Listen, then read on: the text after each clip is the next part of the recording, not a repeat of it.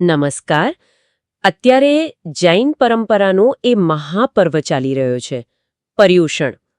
આ સમય ખરેખર આત્મખોજ અને શુદ્ધિનો છે. આજે આપણે ગુજરાત સમાચારના એક લેખ કાયામાં છુપાયેલા પરમાત્માની શોધ પર આધારિત આ પર્વના હાર્દને સમજવાનો પ્રયાસ કરીશું. આપણો મુખ્ય હેતુ એ છે કે પર્યુષણનું જે ઊંડાણ છે એને પામીએ અને જીવનમાં એની શું સુસંગતતા છે એ જોઈએ. બિલકુલ. પર્યુષણ આ શબ્દ જ ઘણું કહી જાય છે. પરી એટલે ચારે બાજુથી અને ઉષણ એટલે વસવું, પણ કોની નજીક? એટલે કે પોતાના આત્માની નજીક. મતલબ કે આપણામાં જે મોહ છે, મિથ્યાત્વ છે, ક્રોધ, માન, માયા, લોભ જેવા કષાયો છે, એ બધાથી પાછા ફરીને પોતાના મૂળ સ્વભાવમાં, શાંત સ્વભાવમાં સ્થિર થવાનો આ સમય છે, આ પ્રયાસ છે. હા, અને લેખમાં પેલી વાત બહુ સરસ છે. જીવનમાં સુખ આવે કે દુઃખ, જે પણ પરિસ્થિતિઓ આવે ને, હા, અનુકૂળતા કે પ્રતિકૂળતા, બરાબર, એ બધું આપણા પોતાના કર્મોનું જ ફળ છે એમ સમજીને ખાલી જોયા કરવું, સાક્ષી ભાવે. આ એક બહુ મોટી સમજ છે પર્યુષણને. ચોક્કસ. અને આપણે પર્યુષણની પહેલી વ્યાખ્યા ગણી શકીએ. આ દૃષ્ટિ કેળવાય તો જીવનમાં સમતા આવે, ખરું ને? હા, સાચી વાત છે. અને એની સાથે જ બીજી વાત જોડાયેલી છે. અશુભથી દૂર રહેવું અને શુભમાં, સારા વિચારોમાં, સારા કાર્યોમાં જોડાઓ. જો પર્યુષણ આપણને અંદર જોવાની, જેને આપણે આત્મનિરીક્ષણ કહીએ, એની તક આપે છે. આપણા મનમાં શું ચાલી રહ્યું છે?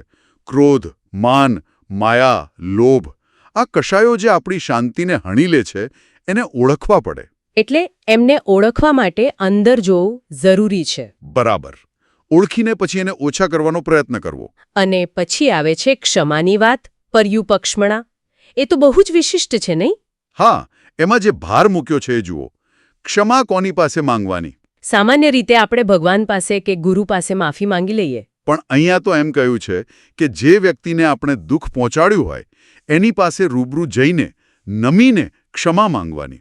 આનાથી મનનો બોજ હળવો થાય અને કદાચ સંબંધો પણ સુધરે. ચોક્કસ.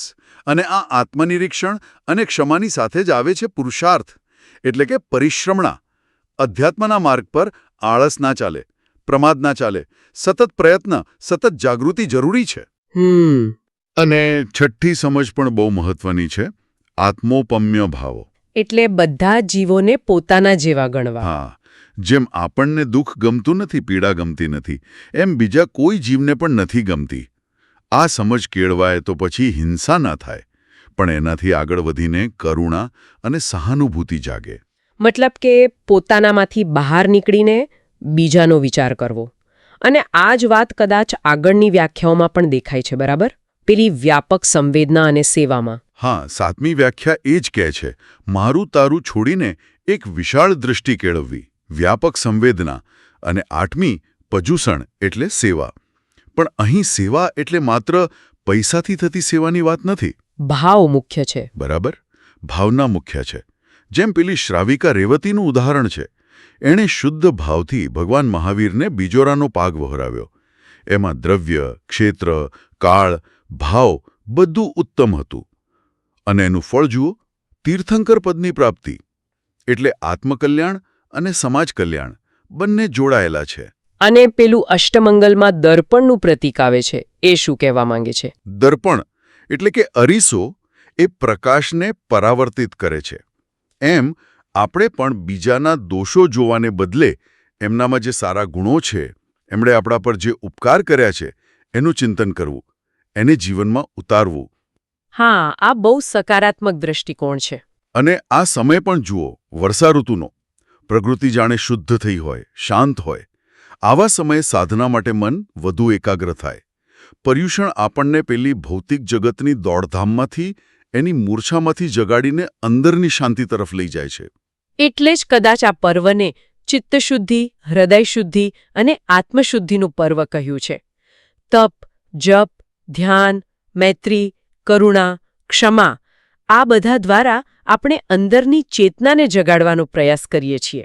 શ્રી આચારાંગ સૂત્રનું પેલું ઉદાહરણ યાદ છે? કેરીની ગોટલીનું? હા, કે નાની ગોટલીમાં આખો આંબો સમાયેલો છે. બસ એ જ રીતે આપણી આ કાયામાં, આ શરીરમાં જ પરમાત્માની અનંત શક્તિ રહેલી છે. એ છુપાયેલી છે, એને શોધવાની છે, એને પ્રગટ કરવાની છે. પર્યુષણ એ શોધ માટેનો, એ જાગૃતિ માટેનો શ્રેષ્ઠ અવસર છે. આપણે સામાન્ય રીતે જે તહેવારો ઉજવીએ છીએ એ મોટાભાગે ખાનપાન, મોજ શોખ એટલે કે શરીરના પોષણ સાથે જોડાયેલા હોય છે. હા, લૌકિક પર્વો મોટેભાગે એવા જ હોય છે. જ્યારે પર્યુષણ એનાથી અલગ પડે છે.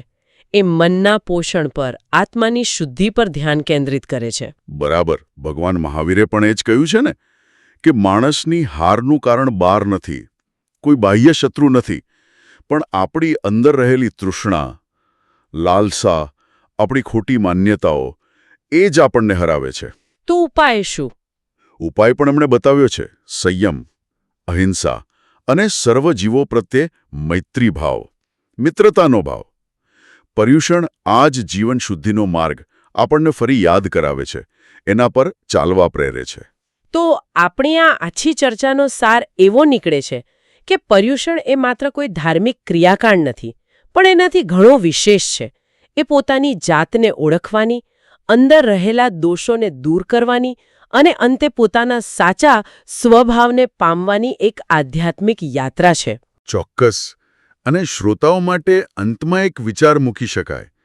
જેમ પેલી કેરીની ગોટલીમાં એક વિશાળ વૃક્ષ બનવાની ક્ષમતા છુપાયેલી છે, એમ આપણા દરેકમાં રહેલી એ દિવ્યતાને, એ પરમાત્મા ભાવને પ્રગટ કરવા માટે આ પર્યુષણના જે સિદ્ધાંતો છે, ક્ષમા, મૈત્રી, અહિંસા, સંયમ, સેવા, આત્મનિરીક્ષણ, એને આપણે આપણા રોજિંદા જીવનમાં કેવી રીતે વધુ સારી રીતે ઉતારી શકીએ, એલા પર સૌ વિચારે એ જ આ પર્વની સાર્થકતા છે.